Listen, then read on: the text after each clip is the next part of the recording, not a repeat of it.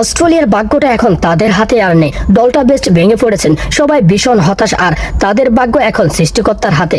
Dressing রুমের আবেগ এখন বেশ তীব্র, তারা নিজেদের সেরা খেলাটা খেলতে পারেননি।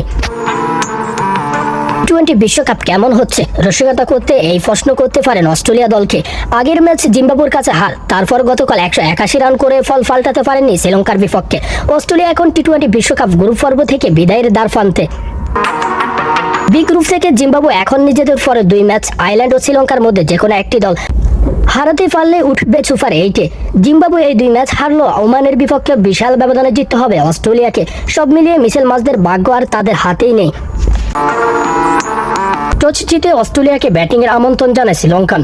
ব্যাটিং করতে নেমে অস্ট্রেলিয়ান 2 ব্যাটার রীতিমতো তুলোধুলো করতে থাকেন বলারদের উপর। ট্রেভিস হেড ও মিশেল মার্শের ব্যাটিং পাওয়ার প্লেতে 70 রান পায় অস্ট্রেলিয়া।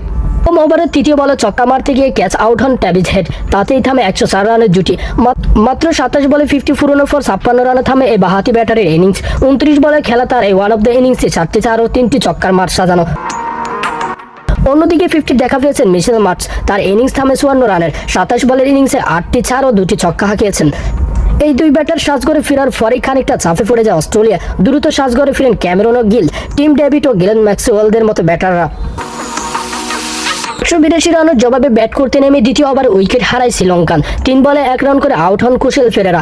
এরপর দলকে চাপে পড়তে দেননি ওপেনার ফাতুম নিশাঙ্কা ও কুশল মেন্ডিস। এই 2 ব্যাটার মিলে গড়েন 97 রানের বিশাল জুটি, তাতে জয়ের দিকে এগোতে থাকেন লঙ্কান। 50 ফুরানোর পর 38 বলে 51 রান করে আউট হন মেন্ডিস। ফাতুম নিশাঙ্কা যেন অস্ট্রেলিয়ার বোলারদের গলার কাটা হয়ে দাঁড়িয়েছেন। এবারও আসরে প্রথম সেঞ্চুরি তুলে নেন ফাতুম নিশাঙ্কা। 100 রান করে অপরাজিত থাকেন তিনি। মাত্র 52 বলে খেলা তার এই ওয়ান অফ দ্য ইনিংসটি 10টি 4 ও 5টি 6 সাজানো। ফাতুম নিশাঙ্কার এই ওয়ান অফ দ্য ইনিংসে অস্ট্রেলিয়াকে হারিয়ে জয়ের বন্দরে পৌঁছে গিয়েছেন খুব সহজে।